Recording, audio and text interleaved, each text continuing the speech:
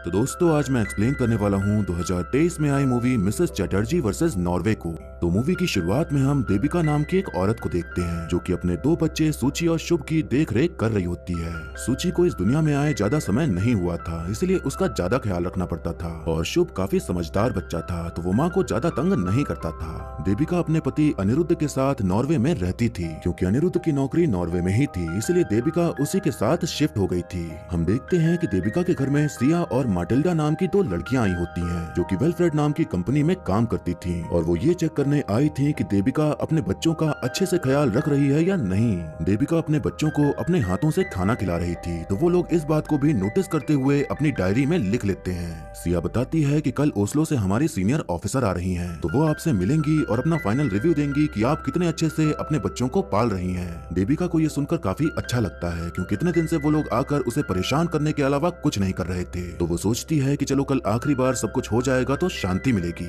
इसके बाद देविका शुभ को स्कूल छोड़ने जाती है तो उसे याद आता है कि वो अपना स्कूल प्रोजेक्ट घर पर ही भूल गया है। वहाँ पर भी वेलफ्रेड कंपनी की दो लड़कियां मौजूद थीं जो कि देविका के ऊपर नजर रखे हुए थीं और वो इस बात को भी लिख लेती हैं कि वो अपने बच्चे का स्कूल प्रोजेक्ट घर पर ही भूल गई। अनिरुद्ध हमेशा चिढ़ा सा रहता था और देविका से कभी भी प्यार से बात नहीं करता था, पर देविका उसकी बातों को दिल पे ना लेते हुए उसकी सभी बातें सुन लेती थी। अब अगले दिन घर पर सीनियर ऑफिसर आती हैं तो दोनों लोग एकदम मुस्कुराते हुए उनका स्वागत करते हैं और पूरा घर अच्छे से मेंटेन कर दिया होता है ताकि उन्हें लगे कि वो अपने बच्चों को अच्छी फैसिलिटी दे रहे हैं। सीनियर ऑफिसर अनिरुद्ध से कहती हैं कि हमने नोटिस किया है कि आप घर के कामों में अपनी बीवी का हाथ नहीं बटाते हैं। अनिरुद्ध घबराते हुए कहता है कि मैं ऑफिस जाता हूँ और मेरी पत्नी घर संभालती है और ये हम दोनों के बीच में अंडरस्टैंडिंग हो रखी है। अनिरुद्ध को लगता है कि देविका ने शायद इन लोगों से मेरी शिकायत की है, तो वो बहाना बनाकर वहाँ से उठ के चला जाता है। देविका उसे बुलाने जाती है तो अनिरुद्ध उस पर गुस्साने लग जाता है कि तुमने उन्हें क्या बताया। तो देविका बताती है कि वो तो मैंने एक बार ऐसे ही कह दिया था कि मेरे पति हर वक्त काम करते रहते हैं और मैं घर संभालती रह जाती हूँ, तो शायद उन्होंने इस बात का गलत मतलब निकाल लिया।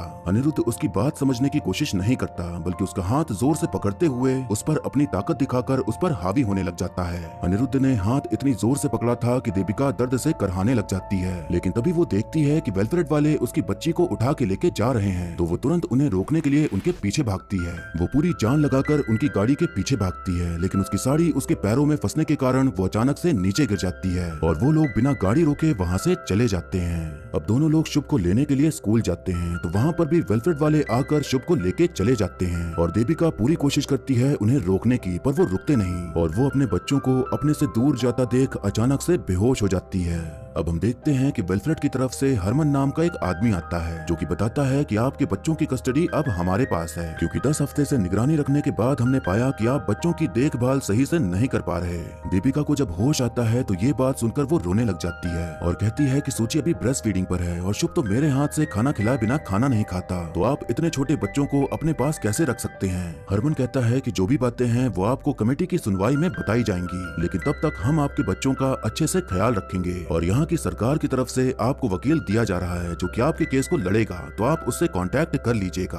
अनिरुद्ध देविका को समझाता है कि यहाँ की सरकार ने हमें एक वकील दिया है जो कि हमारी साइड रखेगा। देविका कहती है कि वकील उनका है तो वो साइड भी तो उनकी ही लेगा ना, और उसे इन सब बातों से कोई मतलब नहीं था, उसे तो बस कैसे भी करके अपने बच्चे वापस चाहिए थे। तो अनिरुद्ध कहता है कि तुम्हारा बस एक काम था कि बच्चे संभालने हैं, वो भी तुमसे नहीं हो पाया। अनिरुद्ध इसी तरह की बातें करके देविका पर ही इल्जाम लगा देता है कि उसकी वजह से ये सब हो रहा है और उसे बच्चों से ज्यादा अपनी नागरिकता की ज्यादा चिंता थी कि कहीं इन सब के चक्कर में उसकी सिटीजनशिप ना चली जाए। अब हम देखते हैं कि दोनों लोग अपने वकील सुनील से मिलने जाते हैं तो वकील साहब बताते हैं कि अभी उन्होंने आपको अनफिट मदर साबित कर दिया है और वो लोग आपको मानसिक रूप से भी अनफिट साबित करने की कोशिश करेंगे, पर आप फिक्र मत करिए, हम ये केस जीत जाएंगे। इसके बाद हम देखते हैं कि दोनों को अपने बच्चों से मिलने का मौका दिया जाता है तो उन्हें देखकर देविका के आंखों में आंसू आ जाते हैं। तो हरमन उससे कहता है कि आप अपने बच्चों के सामने मत रोइए, ये बच्चों के लिए ठीक नहीं है और अपने बच्चों के साथ ज्यादा रिश्ता नहीं बनाना चाहिए, वरना बाद में बच्चे अपने माता पिता को याद करते हैं और फिर बहुत सी दिक्कतें हो जाती हैं। दीपिका कहती है कि 3 दिन बाद हम बच्चों से मिल रहे हैं तो रोना तो आएगा ही ना, लेकिन वहाँ उसकी बात सुनने वाला कोई नहीं था, बल्कि वो लोग बच्चे को दोबारा से लेके चले जाते हैं। दीपिका को थोड़ा इमोशनली सपोर्ट देने के लिए उसके माता पिता वहाँ आ जाते हैं और अब इस केस की सुनवाई के लिए एक कमेटी बैठाई जाती है जहाँ वेलफ्रेड वाले ये साबित करने में लगे होते हैं कि देविका का मानसिक संतुलन ठीक नहीं है, इसलिए बच्चे उसे वापस नहीं दिए जाएंगे। दीपिका का वकील उन सभी को समझाने की कोशिश करता है कि हर देश में अलग अलग तरह की संस्कृति होती है जिसे अलग अलग तरह से निभाया जाता है, और भारत देश में भी अपनी खुद की संस्कृति है जिसे ये परिवार फॉलो करता है। फिर चाहे हाथ से खाना खिलाना हो या फिर माथे पर टीका लगाना हो, ये चीजें कोई गुनाह नहीं है, बस सांस्कृतिक अंतर है। और बच्चों को पालन गृह यानी कि फॉस्टर होम में डालने का कोई मतलब नहीं। इससे अच्छा है कि बच्चों को उनके माँ बाप को वापस दे दिए जाएं। सभी बातों को सुनते हुए कमेटी के सीनियर ये फैसला लेते हैं कि बच्चे उनके माँ बाप को वापस कर दिए जाएं। और ये सुनकर दीपिका और अनिरुद्ध काफी खुश होते हैं कि आखिरकार ये मुसीबत खत्म हुई और बच्चे वापस आ जाएंगे।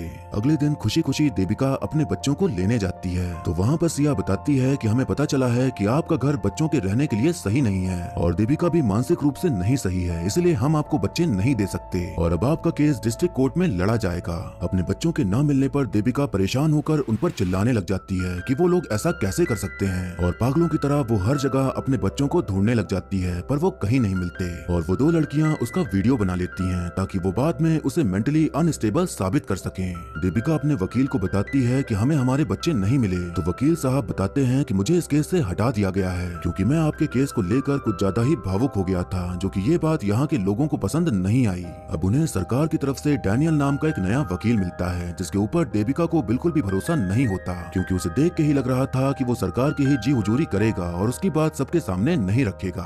अब कमेटी में वेलफेयर के वकील दीपिका पर वही सारे इल्जाम लगाते हैं जो अब तक लगाते आ रहे थे, और यहाँ वो एक और बात बोलते हैं कि इनके घर में घरेलू हिंसा होती है, यानी कि अनिरुद्ध दीपिका को मारता पीटता है। ये कंप्लेन अनिरुद्ध के दोस्त बिस्वा और उसकी पत्नी नंदिनी ने की थी, और दीपिका की अक्सर नंदिनी से बातचीत हुआ करती थी। तो एक दिन अनिरुद्ध ने दीपिका को इतना मारा कि उसका हाथ ही टूट गया था, तो उन लोगों ने अनिरुद्ध के खिलाफ कंप्लेन कर दी, जिसके चलते अनिरुद्ध ने उनसे बात करना बंद कर दिया। पर आज इस बात का फायदा वेलफेयर वाले उठा रहे थे और अब इस केस की जीतने की संभावनाएं उनकी ज्यादा हो गई थी।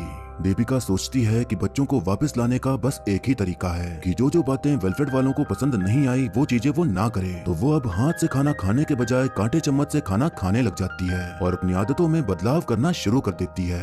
बच्चों से अलग हुए 2 महीने बीत जाते हैं और हम देखते हैं कि दीपिका चुपके से नंदिनी से मिलने जाती है और नंदिनी उसे राबिया नाम की एक महिला से मिलवाती है जो कि पेशे से वकील थी, लेकिन वहाँ की सरकार उनकी डिग्री को वैलिड नहीं मानती थी, इसलिए उन्होंने वहाँ पर दुकान खोल रखी थी। राबिया बताती है कि उनके बच्चों को वेलफेयर वालों ने फॉस्टर सिस्टम में डाल दिया था और तब से मैंने उस कंपनी के बारे में छानबीन करना शुरू कर दिया, तो पता चला कि वो बहुत खतरनाक लोग हैं। वो लोग बच्चों की आड़ में एक व्यवसाय चला रहे हैं जिसमें कि वो पहले अपना पैसा दिखा के गरीब देश के उन परिवारों को यहाँ बुलाते हैं जो विदेश में सेटल होना चाहते हैं। फिर जब परिवार यहाँ आ जाता है तो वो लोग उनके बच्चे को उठा लेते हैं और फिर उसके बाद वो उन बच्चों को पैसे के बदले उन फैमिलीज को दे देते हैं जिनके बच्चे नहीं होते। ये एक संगठित अपराध है जो कि ये लोग बड़े आराम से कर रहे हैं। इस अपराध में जजेस, वकील, गोद लेने वाला परिवार, स्कूल की टीचर सभी लोग शामिल हैं और जितने बच्चे ये फॉस्टर सिस्टम में डालते हैं उतने ही ज्यादा पैसे मिलते हैं जिसका हिस्सा सभी को पहुंच जाता है। नंदिनी बताती है कि तुम्हारे बच्चों की बिल्कुल भी देखभाल नहीं हो रही और वो फॉस्टर सिस्टम में खुश नहीं है, इसलिए जल्द से जल्द उन्हें वहाँ से निकाल लो तो अच्छा रहेगा। नॉर्वे की सरकार ने जिम्मेदारी दी थी कि जो माँ बाप बच्चों का ठीक से ख्याल नहीं रख पा रहे उनसे बच्चा लेकर फॉस्टर सिस्टम में रखा जाए और फिर किसी ऐसे इंसान को बच्चा दे दिया जाए जो उनका ख्याल रख सके, और सरकार ही उनकी पढ़ाई लिखाई का पैसा देती थी। पर यहाँ तो अलग ही धांधली चल रही थी। ये सारी बातें दीपिका अनिरुद्ध को बताती है और कहती है कि हमारे पालन पोषण में कोई कमी नहीं है, बल्कि पैसों के चक्कर में हमें फंसाया जा रहा है। अनिरुद्ध उसकी बातों पर यकीन नहीं करता और कहता है कि किसी की भी बातों पर यकीन करके कुछ भी एक्शन लेने से मेरी नागरिकता पर असर पड़ सकता है, इसलिए जो हो रहा है उसे होने दो, ज्यादा दिमाग मत लगाओ। दीपिका को समझ आ गया था कि उसका पति उसकी नहीं सुनने वाला और उसे बस अपनी ही पड़ी हुई है, इसलिए अब वो खुद ही कुछ करने का सोच लेती है। वो चुपके से उस जगह चली जाती है जहाँ उसके बच्चों को रखा गया था और छुप छुपाकर अपने बच्चों को लेकर वहाँ से भाग जाती है। वो सीधा एयरपोर्ट पहुँच जाती है ताकि वो वहाँ से जल्द निकलकर इंडिया पहुँच जाए, लेकिन तभी वहाँ पुलिस आ जाती है और दीपिका को पकड़ के उसे दोबारा से अपने बच्चों से अलग कर देती है।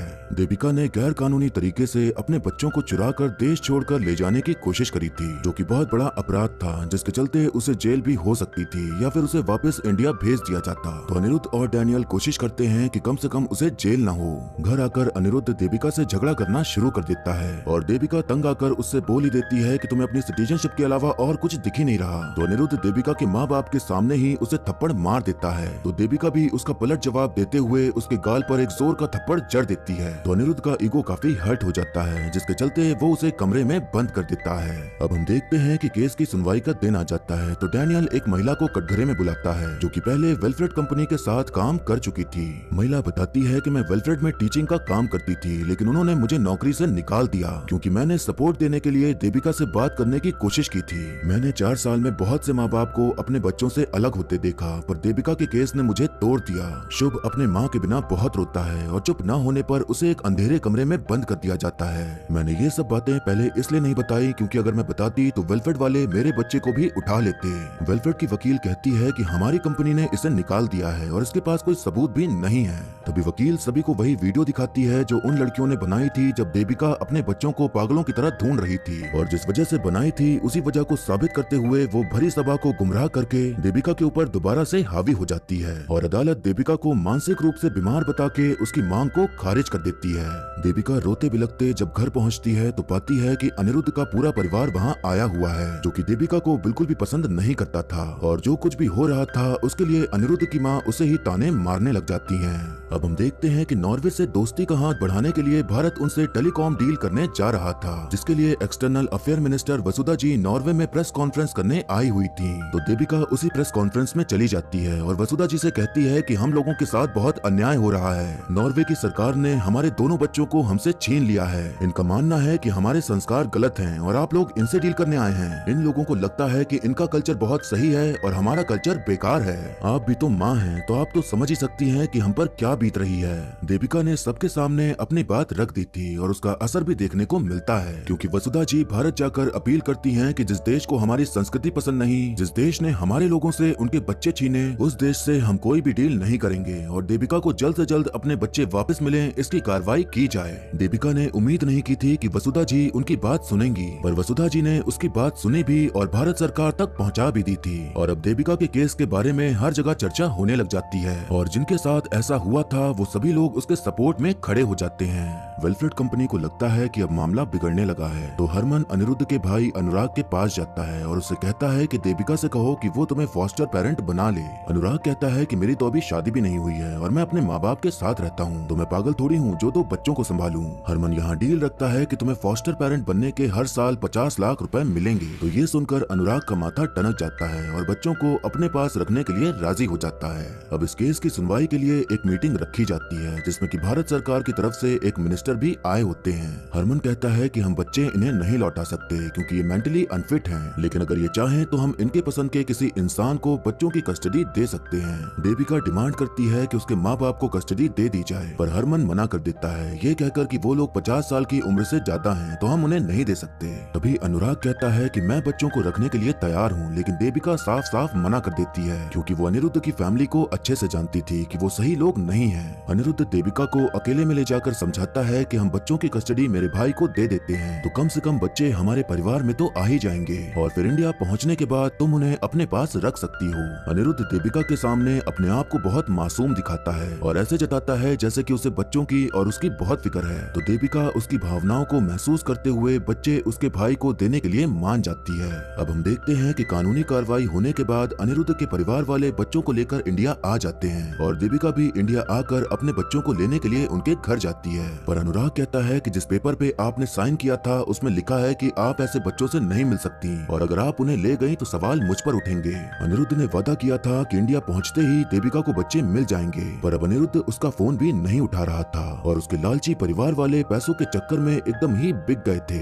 अनुराग बच्चों को देविका से नहीं मिलने देता और उसे डिवोर्स पेपर देते हुए धक्के मारकर घर से बाहर निकाल देता है। यानी कि अनिरुद्ध धोखेबाज लालची भगोड़ा पति निकला जिसने देविका से वादा करके उसे बेवकूफ बनाया और नॉर्वे की सरकार से पैसे लेकर उसे डिवोर्स देने का फैसला कर लिया। अब तक देविका नॉर्वे की सरकार से लड़ती आ रही थी और अब उसके ससुराल वाले उसकी मुसीबत बन गए थे। देविका कानून का सहारा लेते हुए अनिरुद्ध के परिवार वालों पर केस कर देती है और ये केस हाई कोर्ट में लड़ा जाना था, जहां हम देखते हैं कि देविका की वकील कहती हैं कि child welfare association and commission for protection of child rights जब देख रेख करने के लिए इनके ससुराल में गए तो पाया कि वहाँ बच्चों की हालत बहुत खराब है और ये लोग उन्हें सही सही से पाल नहीं पा रहे, इसलिए मैं अदालत से अपील करती हूँ कि इस केस को बंद करते हुए दीपिका को उनके बच्चे लौटा दिए जाएं। जज साहब दीपिका के हित में फैसला सुनाने ही वाले होते हैं कि तभी वहाँ पर डैनियल आ जाता है और कहता है कि मैं कोर्ट से अपील करता हूँ कि मुझे नॉर्वे सरकार का केस यहाँ पे लड़ने दिया जाए। दीपिका की वकील कहती है कि ये बार काउंसिल के रूल्स के बिल्कुल विरुद्ध है और इनका कोई राइट नहीं है इस केस को लड़ने का। डैनियल कहता है कि बच्चे इंडिया नॉर्वे समझौते की वजह से यहाँ आए हैं और अगर समझौते में लिखी बातों को ठीक से फॉलो नहीं किया जा रहा तो नॉर्वे सरकार की तरफ से मेरा हक है कि मैं उसकी जांच पड़ताल करूं। वो बताता है कि बच्चों की पेमेंट अभी भी नॉर्वे की सरकार कर रही है, तो ये भी देखना है कि क्या वाकई में पैसे बच्चों पर खर्च हो रहे हैं या नहीं। अब जाकर दीपिका के सामने ये राज खुल जाता है कि अनिरुद्ध के परिवार ने ये सब पैसों के लिए किया और उस वक्त किसी ने भी उसे इस बारे में कुछ भी बताया ही नहीं था। जज साहब सभी चीजों को देखते हुए डैनियल को केस लड़ने की अनुमति दे देते हैं। अब डैनियल अनुराग को कटघरे में बुलाता है और बताता है कि तुम्हारे घर की हालत ठीक नहीं है, इसीलिए तुम अब बच्चों को कस्टडी में रखने के काबिल नहीं हो। अनुराग कोर्ट कचहरी और मीडिया के सवालों से परेशान हो चुका था और उसकी जिंदगी में भसड़ मच चुकी थी, इसीलिए वो खुद ही बच्चों को अपने पास रखने के लिए मना कर देता है। दीपिका की वकील कहती है कि अगर अनुराग को बच्चे नहीं चाहिए तो अब दीपिका को ही बच्चे वापस कर दिए जाएं। तो डैनियल दीपिका को कटघरे में बुलाता है और उससे पूछता है कि आप महीने में कितना कमा लेती हैं। दीपिका के पास फिलहाल कोई नौकरी नहीं थी, तो डैनियल ये साबित कर देता है कि वो बेरोजगार हैं और वो बच्चों के स्कूल की फीस भी नहीं भर सकती, तो वो उनका ख्याल क्या ही रखेंगी। अनिरुद्ध नॉर्वे में ही रह रहा था, तो वीडियो कॉल के जरिए उससे कनेक्शन बनाया जाता है और तब वो कोर्ट में कहता है कि दीपिका का मानसिक संतुलन हमेशा से बिगड़ा हुआ था, इसीलिए उसे बच्चे वापस ना किए जाएं। दीपिका उसकी बातें सुनकर हैरान हो जाती है कि जिसके साथ उसने इतने साल बिताए वो इंसान इतना ज्यादा बीप कैसे हो सकता है। दीपिका की वकील बताती है कि दीपिका ने नॉर्वे के हॉस्पिटल में और कोलकाता के हॉस्पिटल में अपना टेस्ट कराया और रिपोर्ट में ये आया कि वो पूरी तरह से मेंटली स्टेबल है। तब वकील साहिबा चुटकी लेते हुए अनिरुद्ध से सवाल करती हैं कि भला एक पागल बीवी के साथ वो इतने साल कैसे रह लिया और यहाँ तक कि बच्चे भी कर डाले। अनिरुद्ध का भरी अदालत में मजाक बन जाता है, तो वो तुरंत वीडियो कॉल काट के भगोड़े होने का प्रमाण देते हुए भाग जाता है। अब वकील साहिबा कहती हैं कि अब मैं अपने मुवक्किल डैनियल को कटघरे में बुलाना चाहूंगी, क्योंकि जब नॉर्वे में केस लड़ा जा रहा था तो वो वहाँ मौजूद थे। वकील साहिबा सवाल करती हैं कि क्या एक अडॉप्टेड माँ अपने बच्चे को उतना ही प्यार कर सकती है जितना सगी माँ करती है। डैनियल कहता है कि हाँ, एक अडॉप्टेड माँ भी अपने बच्चे से उतना ही प्यार करेगी, क्योंकि मैं भी अडॉप्टेड हूँ, तो मुझे तो अपने माँ बाप से भरपूर प्यार मिला। वकील साहिबा सवाल करती हैं कि क्या दीपिका पैसों के लिए बच्चों की डील कर सकती है। डैनियल कहता है कि मैं जितना दीपिका को जानता हूँ वो पैसों के लिए अपने बच्चों की डील कभी नहीं करेगी। वकील साहिबा कहती हैं कि दीपिका अपने बच्चों के लिए नॉर्वे की सरकार से लड़ गई और भारत सरकार तक अपनी बात पहुंचाई, तो अगर उन्हें अपने बच्चों से प्यार न होता तो वो ऐसा कभी नहीं करती, बल्कि पैसे लेके चुपचाप अपनी जिंदगी गुजारती। तो इससे ये साबित होता है कि उन्हें बच्चों से बेहद प्यार है और बच्चे उन्हीं के पास रहने चाहिए।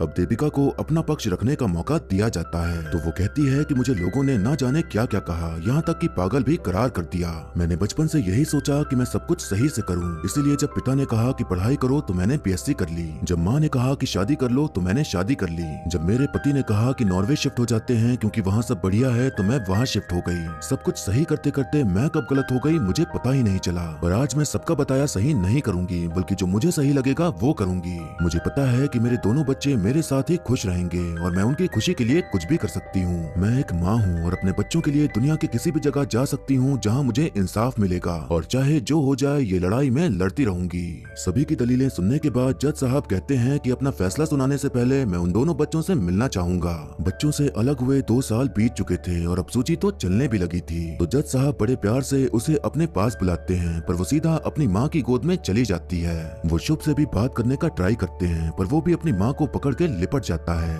जज साहब समझ जाते हैं कि उन्हें क्या फैसला लेना है। जज साहब कहते हैं कि कुछ केसेस ऐसे होते हैं जहाँ न्याय के सामने कानून को झुकना पड़ता है। बच्चे सबसे सुरक्षित अपनी माँ के गोद में ही रहते हैं, तो इसीलिए मैं चाहता हूँ कि इन दोनों बच्चों को उनकी माँ के पास भेज दिया जाए। इतनी लड़ाइयाँ लड़ने के बाद आखिरकार एक माँ की जीत हो जाती है और दीपिका को अपने बच्चे वापस मिल ही जाते हैं। अनिरुद्ध का लालची परिवार जो चाहता था कि दीपिका केस हार जाए वो अब कहीं भी मुंह दिखाने लायक नहीं रह जाते। डैनियल जानता था कि दीपिका हमेशा से अपनी जगह सही थी, इसीलिए वो उसकी जीत में खुश होता है और उसे केस जीतने की बधाई देता है। अब हम देखते हैं कि दीपिका अपने बच्चों के साथ सरस्वती पूजा कर रही होती है और वो अपने बच्चों के साथ